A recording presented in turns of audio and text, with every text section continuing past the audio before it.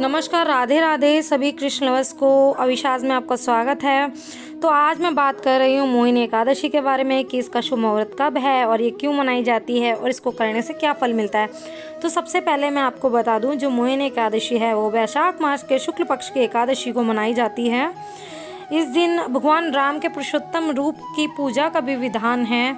इसी के साथ मैं आपको बता दूँ, ये जो है इस ही दिन एकादशी को हमारे श्री हरि विष्णु ने मोहिनी रूप धारण किया था, इसलिए भी इसको मोहिनी एकादशी बोला जाता है। और इसका शुभ मुहूर्त और जो विधि है वो मैं आपको बता देती हूँ। वैसे तो एकादशी तिथि 22 को शुरू हो रही है 9:15 पर, लेकिन जो इसका व्रत है वो हम करेंगे द्वादशी युक्त एकादशी को, यानी कि 23 मई को।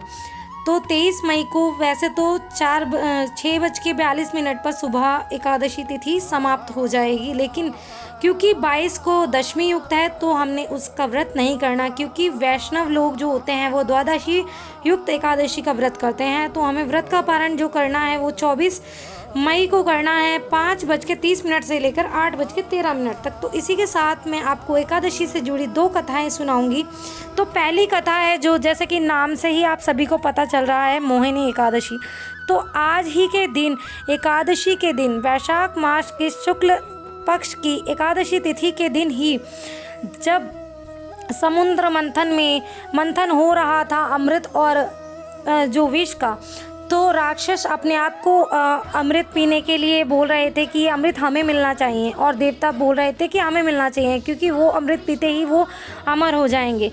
तो अगर असुर लोग जो हैं ये अमृत पान करते तो वो हमेशा के लिए अमर हो जाते। तो इसीलिए इस संकट से दूर होने के लिए सभी देवताओं ने जो श्री हरि विष्णु का आवाहन किया, तब श्री हरि विष्णु ने एक मोहिनी अवतार लिया, और मोहिनी अवतार लेने के बाद उन्होंने वह जो कलश था अमृत का वो अपने हाथों में लिया, और उस कलश से असुरों को भ्रमित करते हुए उन्होंने सारा जो अमृत है वो देवताओं को पिला दिया, जिसके कारण देवता अमर हो गए।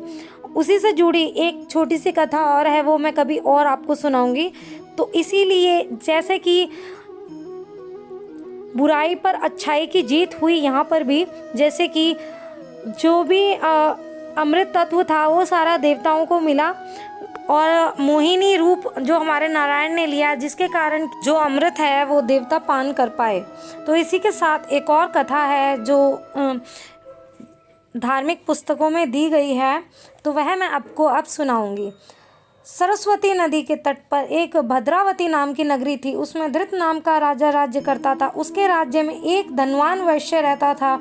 वह बड़ा धर्मात्मा और विष्णु भक्त था। उसके 5 पुत्र थे। बड़ा पुत्र महापापी था, जुआ खेलता, मधुपान करता, परस्त्री गमन करता, वैश्यों के संग रहता आदि नीच कर्म देखकर घर वाले जो सभी थे वह परेशान हुए, और उससे उन्हें परेशान होकर घर से निकाल दिया गया, और उसी के साथ कुछ धन आभूषण भी उसे दिए ताकि वह अपना गुजारा चला सके। आभूषणों को बेचकर वह कुछ दिन तो उसने काट लिए। अंततः वह धनहीन हो गया और चोरी करने लगा। सिपाहियों ने उसको पकड़ लिया और बंद कर दिया। बंदीगृह में दंड अवधि व्यतीत हुई और वह नगरी को निकल गया।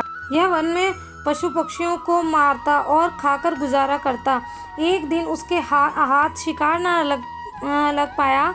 भूखा प्यासा वह कोठन मुनि के आश्रम पर आया और हाथ जोड़कर बोला, मैं आपकी शरण में हूँ, मैं प्रसिद्ध पातकी हूँ, मुझे कोई उपाय बताकर मेरा उद्धार करो, आप पतित पावन हो।